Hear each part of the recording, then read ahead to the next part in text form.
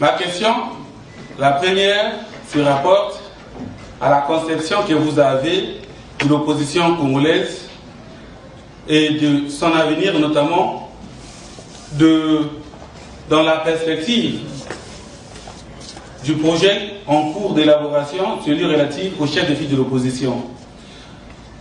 Alors, à ce stade, après avoir suivi les mots d'hymne lus par le président Okouké, je constate seulement que la vision que vous avez, ce qui est normal en démocratie, est différente de celle qu'ont également les autres plateformes de l'opposition. Est-ce que ne partons pas là déjà pour un autre déchirement au niveau de l'opposition? Et ce qui faciliterait toujours la tâche au pouvoir. 2. La deuxième question, je la pose personnellement au président Mathias Diom, à qui je souhaite bon retour au pays parce qu'il nous a vraiment manqué ici. La question se rapporte à la structure formée par un groupe des hommes politiques africains auquel il appartient, qui se bat pour le maintien de l'ordre constitutionnel à travers le continent, dans les pays où les chefs d'État en fonction ont des velléités de changer ou ont déjà changé la constitution. Alors, à ce sujet, je voudrais savoir quelle est son appréciation de la situation actuelle en RDC après l'échec du maintien, l'échec de la tentative de maintien de l'ordre constitutionnel de Congo-Brazzaville. Je vous remercie. Merci bien, je suis Giscard Maoubou, DRTV. Je voulais avant tout revenir sur l'éternel recommencement en ce qui concerne le dialogue. On sait qu'en 2009, vous avez proposé le dialogue, vous n'y êtes pas passé, vous n'avez pas participé en 2011, en 2013 et tout dernièrement, en 2015, vous avez évoqué le dialogue de Sibiti, vous avez refusé de participer parce qu'il y avait la réforme constitutionnelle. Et je sais aussi que le pouvoir vous avez fait une concession parce que vous voudriez discuter sur la gouvernance électorale, alors que cela avait été débattu en 2009, en 2011, en 2013. Mais le pouvoir avait accepté cela et vous avez refusé ce que le pouvoir vous demandait. Est-ce qu'il n'y a pas une certaine intolérance au sein des partis de l'opposition, puisque le pouvoir a accepté ce que vous avez demandé et vous refusez ce que le pouvoir vous avait accepté? Il y a un parti de l'UDC qui a proposé une démarche plus ou moins comme celle que vous avez proposée pour la sortie de crise politique dans ce pays. C'est à 80% ce que vous proposez, et ce parti dit on reconnaît Denis Sassou Nguesso comme président de la République pour les 5 ans pour sortir le pays de la crise, tout en acceptant, tout en proposant tout ce que vous avez accepté. Comment jugez-vous cette démarche de sortie de crise? Et tout à l'heure, vous avez parlé le statut de l'opposition. Vous refutez carrément cette proposition. Et c'est une proposition qui est constitutionnelle. Ce n'est pas quelqu'un qui propose. Elle est dans la loi fondamentale. Est-ce à dire que vous êtes à compte courant de la Constitution actuelle, tout en sachant que cette salle est gérée par un préfet qui est sous le régime de cette Constitution et qui vous a autorisé la salle.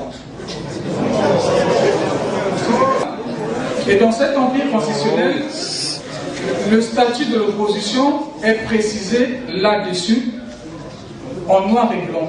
Et vous refutez cette proposition.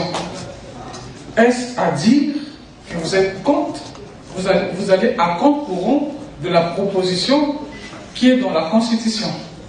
Et dernière question, c'est un autre, je vais dire partisan, peut-être que ce n'est pas le cas, M.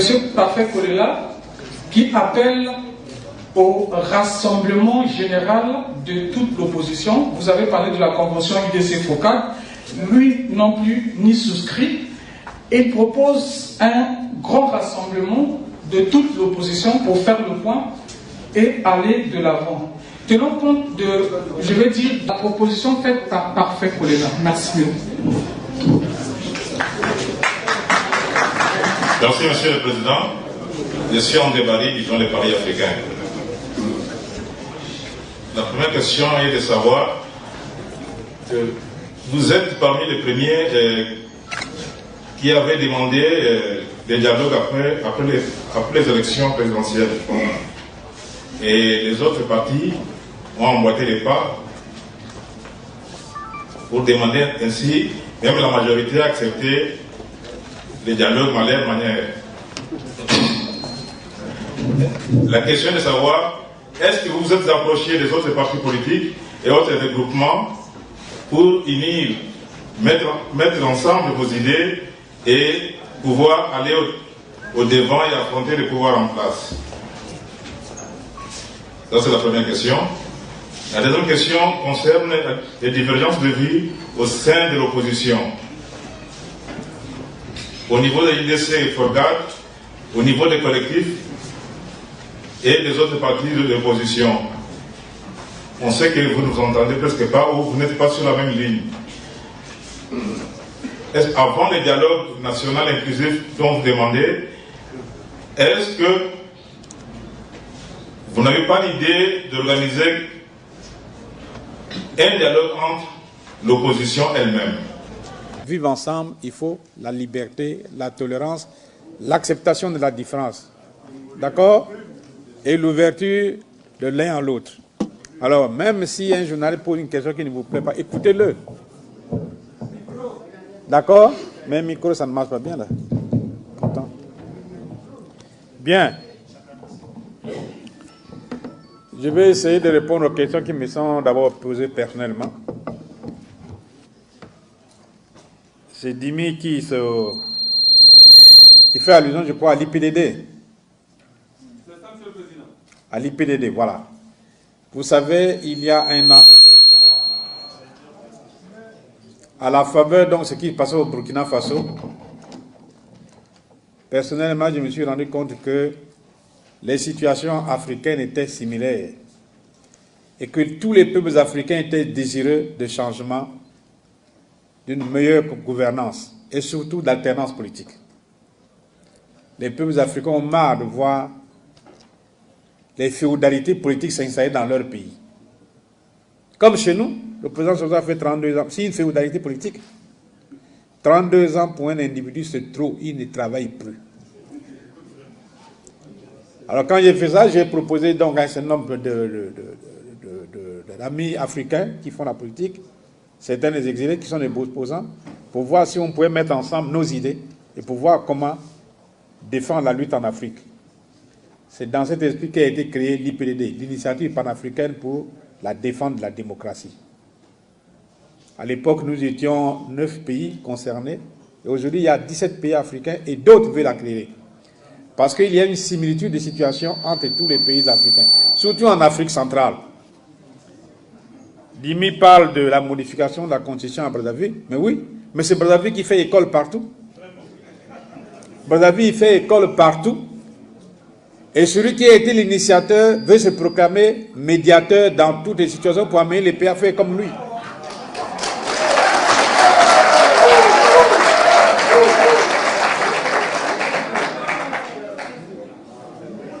Voilà pourquoi il faut absolument que les opposants africains, justement, se concertent pour échanger leurs expériences, approfondir la réflexion sur le comment amener l'Afrique vers une plus grande démocratie. La démocratie, c'est, je vous assure, c'est la condition même du développement.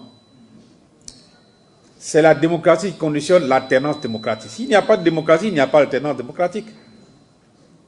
L'alternance politique, ça, il y a la démocratie. Regardez dans notre pays. Depuis 1963, oui. D'abord le MNR, ensuite le PCT, etc. Nous nous sommes restés sous le règne du mono. C'est en 91 qu'on a dit non, ça suffit.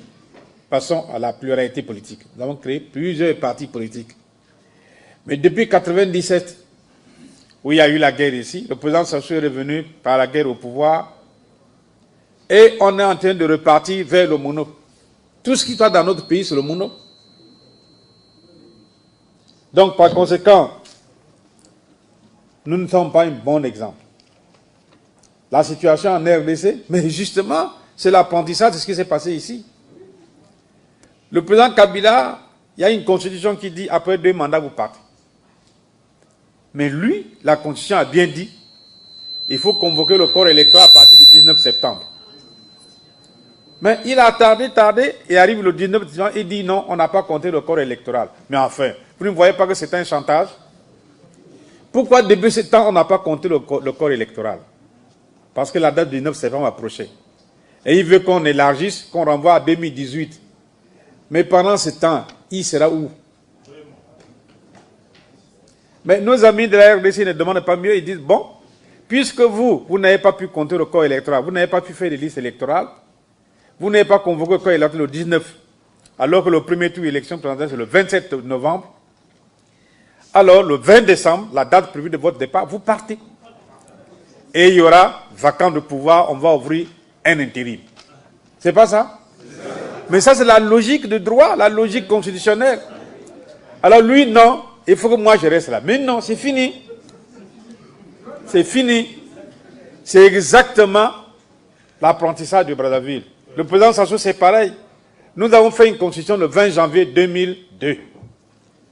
On a dit, juillet 2016, c'est la fin du 2e et dernier mandat du président Sassou. Je peux vous expliquer. Il a demandé à la Cour constitutionnelle, la nôtre ici. Mais pour avoir un 3e mandat, on peut réviser l'article 185, il dit non, on ne peut pas réviser. On peut réviser l'article 57, 58, non, on ne peut pas réviser. Alors, il a réfléchi avec ses amis, oh, la seule façon, c'est de repartir de zéro. Donc, cassons la Constitution pour que vous ayez un 3e mandat. C'est ça qui est en train d'intéresser l'autre de l'autre côté là-bas. 5 km, ce n'est pas beaucoup, hein. C'est ça qu'il est en train de regarder. Mais le président Sassou, il savait très bien que juillet 2016 et le 14 août 2016, il devait dire au revoir au peuple congolais pour dire j'ai fini, je m'en vais me reposer. Alors il a modifié la constitution, ce faisant, c'est ce que nous appelons un coup d'État constitutionnel. Parce qu'il n'a pas pris les armes, évidemment il a occupé le pays militairement, mais il a fait un coup d'État constitutionnel pour cela. Il a donné l'exemple. Le Burundi s'est inspiré de l'école, le Burundi. Vous avez vu ce qui s'est passé au Tchad, exactement égal. On a coupé l'Internet, on a coupé tout le téléphone pour faire comme lui. Il est le professeur des autres. Alors,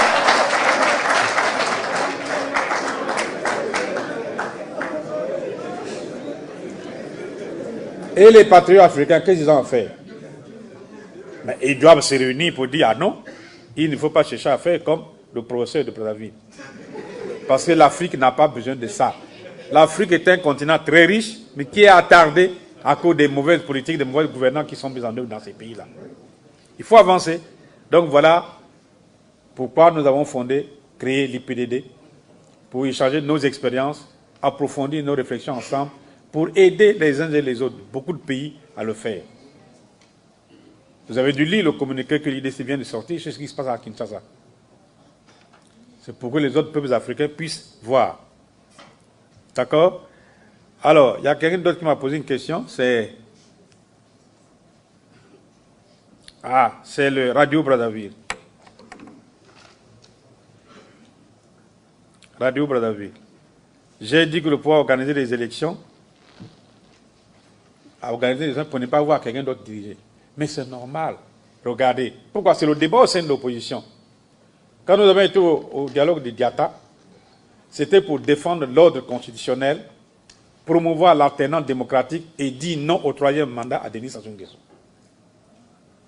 Mais le pouvoir, face à ça, il dit il casse, et le président Sassou convoque une élection anticipée. Normalement, en homme politique, il devait démissionner de la présidence.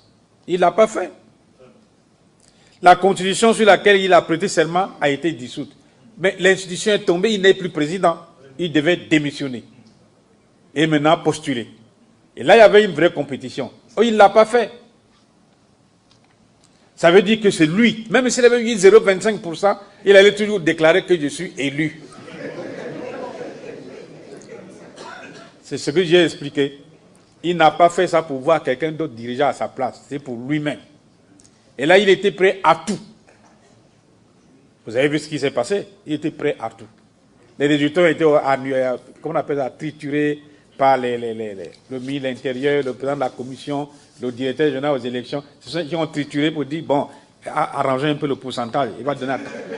C'est ça la réalité dans notre pays. Alors, il dit, et pour cela, hein, quelqu'un ne débat dit, mais alors, tout se passe comme si le pouvoir va organiser et vous reniez tout. Mais vous voulez qu'on reconnaisse quoi? Lorsque quelqu'un fait un coup d'État, actuellement il y a une logique mondiale, lorsqu'on fait un coup d'État, la communauté internationale ne vous reconnaît pas. Il faut repartir à l'ordre constitutionnel. Mais le président Sassou a fait un coup d'État en dissolvant l'ancienne constitution et en promouvant une constitution à lui. C'est un coup d'État. Non seulement ça, il a fait un coup de force électorale. Dès le premier tour, il dit « j'ai gagné ». Mais nous connaissons la réalité.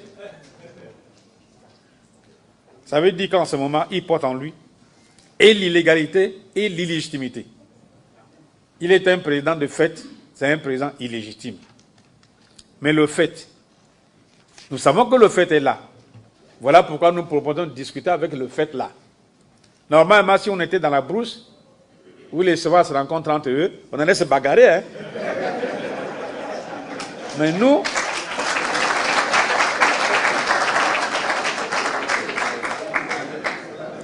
nous sommes dans un monde de civilisation.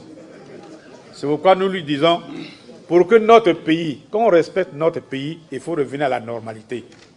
C'est-à-dire à la légalité et à la légitimité. Le pays n'est respecté que parce qu'il repose sur ces deux pieds-là. La légalité, la légitimité.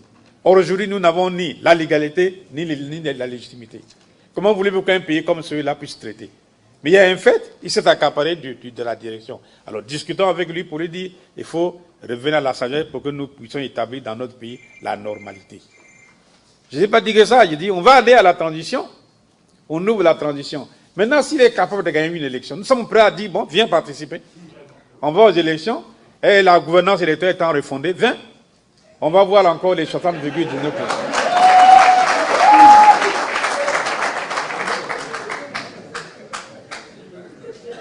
Vous voyez? Donc c'est important ce qu'il vient de dire là. Je ne vais pas monopoliser la parole, mais vous devez savoir que la situation de notre pays est une situation de fait. Il n'y a rien d'illégal ici. Tout, le président de la République, l'institution président de la République est de fait. Le gouvernement qui lui est lié est de fait. Le Parlement est de fait. Mais l'Assemblée nationale a été mise en place sous la Constitution de 20 janvier. Quand on a dissous la Constitution de 20 janvier, l'Assemblée devait être dissoute. Mais elle continue à siéger. Au nom de quoi? Elle continue à siéger au nom de quoi? Le Sénat est une institution de fait. Plus rien, même les, comment on appelle ça, les conseils départementaux et tout ça, ça c'est de fait. Ne confondez pas l'État avec les institutions de fait. C'est pour ça que la salle dans laquelle nous sommes n'appartient pas à un régime donné sur le patrimoine de l'État congolais.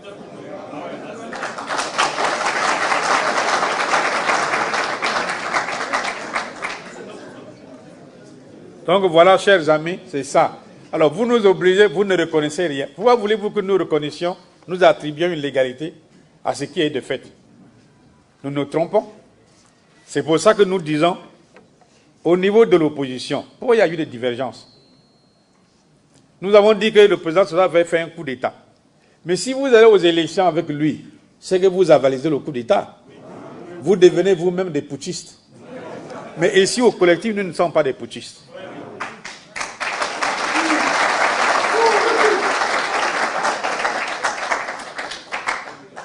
Voilà, nous ne reconnaissons pas ça. Mais on reconnaît le fait.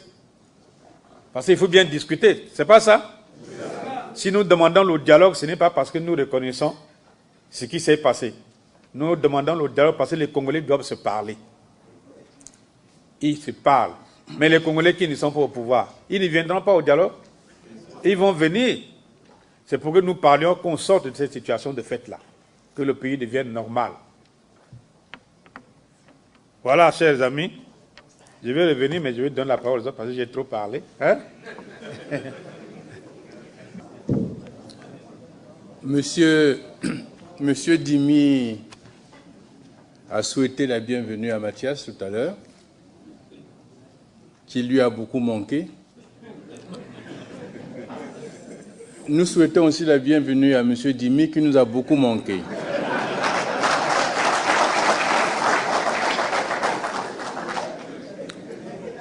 Il n'était pas là le 17 août et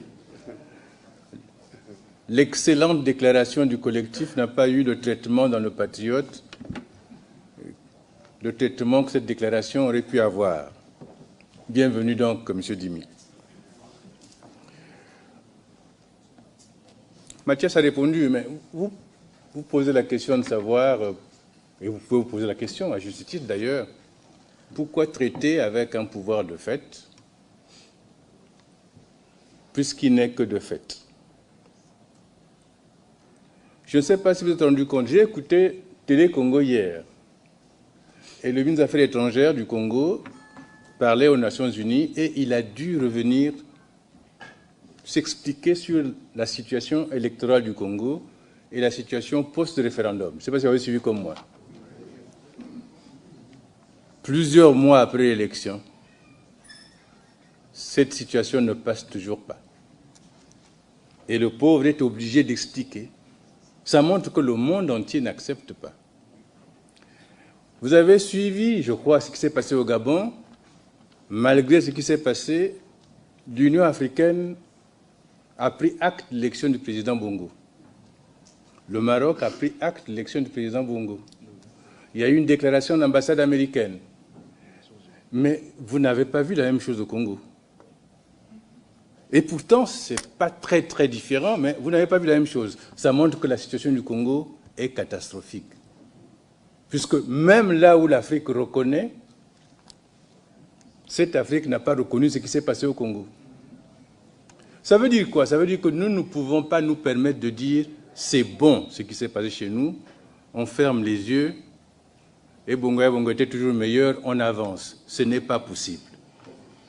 Il faut donc que les Congolais s'asseyent pour éviter le pire à ce pays. Personne ne peut accepter que quelqu'un rentre dans une banque, prenne tout l'argent et dise « j'ai pris la banque, j'ai pris tout l'argent, la banque m'appartient maintenant, vous les anciens propriétaires venez négocier avec moi ». C'est inacceptable. Le coup d'État, c'est ça. Vous prenez un pouvoir qui ne vous est pas dû, parce que vous n'avez pas été élu, mais il est normal que les propriétaires du pouvoir, donc le peuple, disent « c'est pas comme ça qu'on fait ». Pour être élu, il y a un mécanisme, il y a un respect de règles. Ce n'est qu'à ces conditions qu'on peut accepter. Et si ce n'est pas fait pour refonder l'avenir, qu'est-ce qu'on fait? On s'assied. C'est le sens du dialogue. Et c'est pour ça que nous voulons que nous dialoguons. Parce qu'en dehors de ça, c'est quoi? Vous n'acceptez pas, comme disait Mathias, en ce moment-là, chacun recourt à son calibre 12, et c'est la fin du tout. Mais ce n'est pas la solution, ça. Le calibre 12 fait du bruit, mais il n'apporte pas la paix, la sécurité et le développement. S'asseoir permet de fonder l'avenir. Et c'est pour ça que le collectif se bat depuis toujours et depuis longtemps, pour que cet avenir soit fondé. Et nous comprenons très bien que le pouvoir ne veuille pas le dialogue, qu'il veuille contourner un vrai dialogue, parce qu'en réalité, ce n'est pas son logiciel. Mais nous, on veut le dialogue, parce que c'est ce qu'il faut faire pour que ce pays puisse avancer. Alors, il y a M. Abandounou qui disait, vous avez parlé du vivre ensemble, vous l'avez défini, mais on aimerait que vous reveniez là-dessus. Abandounou était non-congolais. Je crois qu'il sait très bien que si on met au Congo 3 chèvres avec une panthère dans un enclos, ce ne sera pas le vivre ensemble.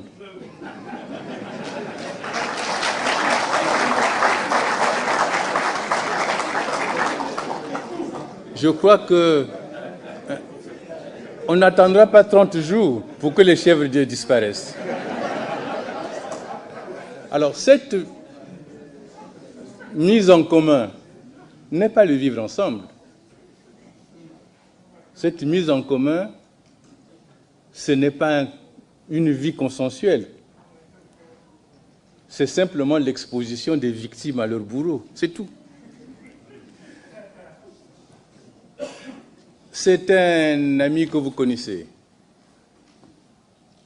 Il s'appelait Kombo Mationa, il est décédé.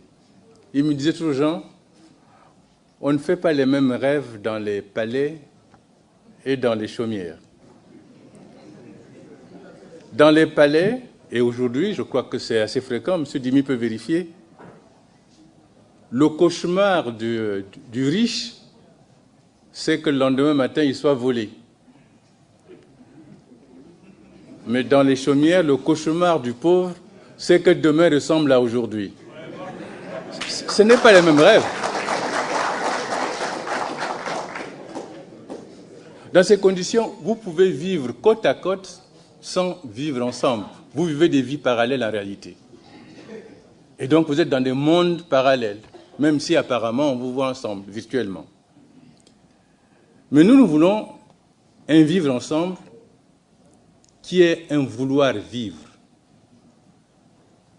qui est une volonté de création de la nation, qui est un rassemblement, mais qui suppose effectivement des valeurs, on a dit, liberté, égalité, fraternité, solidarité, écoute, dignité, parce que nous sommes dans un pays où la dignité de l'autre n'existe pas, n'existe plus, où c'est le mépris qui est là.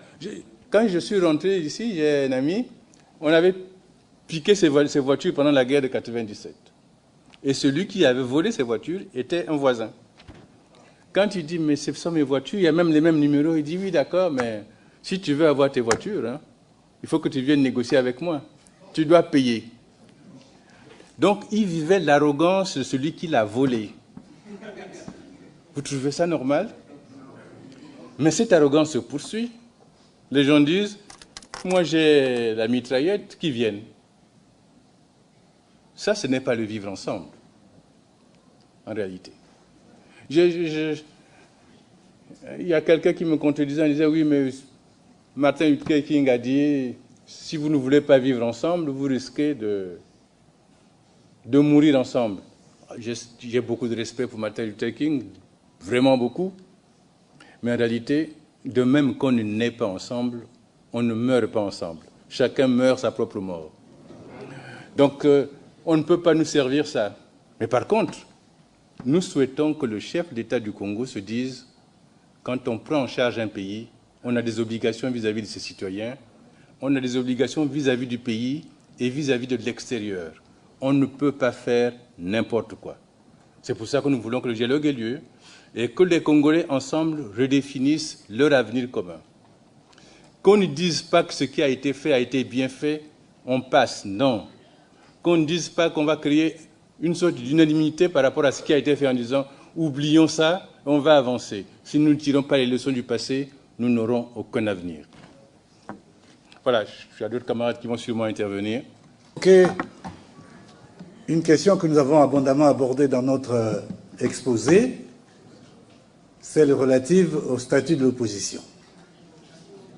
Le représentant du DRTV qui a parlé estime que, en disant ce que nous avons dit à ce sujet, nous sommes en train de nous opposer à l'actuelle Constitution parce que c'est prévu par la Constitution. Je voudrais simplement, très gentiment, inviter notre, je crois, c'est Mawungu, je crois, de relire la Constitution, parce que la Constitution ne définit pas, dans notre pays, ce qu'est l'opposition. Quel sera le statut de l'opposition? La Constitution ne dit pas. La Constitution propose, enfin demande, qu'on regarde la question du statut de l'opposition au Congo. Je crois que c'est à peine un article qui en parle dans la Constitution. Ne nous accusez pas, puisque nous soulevons le problème, ne nous dites pas, vous êtes donc contre la Constitution, encore que, ça n'étonnerait personne si nous sommes contre la Constitution actuelle, d'ailleurs. Hein? C'est pas le sujet, sinon on en dirait beaucoup de choses. Nous sommes fondamentalement contre. Merci, en réalité. C'est une constitution de fait, une fois de plus. Comme le président l'est, de fait. Donc, cette question fait l'objet d'un débat dans notre pays aujourd'hui. Et il est normal que le collectif donne sa position, explique ce qu'il entend comme qu'est-ce que devrait être le statut de l'opposition. Qu'est-ce que c'est que l'opposition? Nous le disons clairement. Nous démontrons que dans notre pays, l'opposition est plurielle, qu'il y a plusieurs tendances, qu'on n'a pas les mêmes objectifs. Il y a même une partie de l'opposition qui est au pouvoir, à la limite. Alors, on ne peut pas nous accuser de dire que nous sommes contre ce qui est prévu. Non, nous sommes d'accord qu'on regarde la question de l'opposition au Congo, la question du statut de l'opposition. Et nous voulons y apporter notre contribution. Déjà, ce que nous avons dit dans la déclaration donne quelques éléments lorsque nous prenons même des exemples concrets. Nous citons la situation de la France, nous montrons ce qu'est, nous donnons l'exemple des États-Unis, vous voyez, pour montrer, par exemple, en France, que l'opposition est plurielle et que chaque tendance a un chef porteur de cette tendance. Donc ici, il n'y a pas qu'une seule tendance de l'opposition. C'est tout ce que nous disons. Quant au vivre ensemble, là aussi, je pense que le journaliste qui a soulevé la question, en relisant notre papier, il aura vraiment pas mal d'éléments qui lui permettent de comprendre ce que nous appelons, nous, vivre ensemble. Nous avons fait un rapprochement de vivre ensemble avec la Constitution, avec un État de droit, avec la politique qui est actuellement appliquée par le président Denis Sassou Nguesso. Nous avons montré que la politique qu'il applique aujourd'hui, sur tous les plans, au plan politique, économique, social et autres, eh bien, ne correspond pas, est en opposition radicale avec la notion de vivre ensemble. C'est ce que nous avons dit. Donc on peut dire que ce n'est pas bien défini, mais je pense qu'on peut revenir chaque fois qu'on voudra. Mais nous avons compris que c'était un slogan de plus, parce que notre pays est un pays de slogans. Voici un autre slogan qui est là. Il va mourir comme d'autres slogans qui ont précédé. C'est tout. Quant aux propositions qui ont été faites par certains leaders de l'opposition, celle de l'IDC à travers le MDS, comment ça s'appelle? Je crois que le MSD, qui propose, qui dit, le président Sassou doit rester au pouvoir jusqu'à 2021, 2020 ou 21, 20, disons les 5 ans, quoi, 2020, et il propose qu'on fasse quelque chose à l'instant à ce qui s'était passé en 93, c'est-à-dire un gouvernement 60-40, comme le président Lissouba l'avait fait à un moment donné. C'est ce qu'il propose. Et on nous demande ce que nous en pensons. Non, ce que nous pensons, nous, aujourd'hui, il ne s'agit pas de mettre tel ou tel gouvernement, il s'agit que nous allions au dialogue, qu'on regarde les grandes questions de notre pays. À l'issue de ce dialogue, il y aura une période de transition, un gouvernement de transition avec des programmes précis, parce que nous voulons créer les conditions permissives qui nous permettent qu'à l'issue, qu'après 2 ans, ça dépendra de la durée de cette transition, 2 ans, 3 ans, autres, on verra bien, on en discutera. Mais en tout cas, au plus tard, à l'issue de ce mandat-là, qu'on ait des conditions qui nous permettent d'avoir une nouvelle gouvernance électorale, qui prépare les conditions d'un changement réel dans notre pays. C'est ce que nous voulons, nous le disons clairement.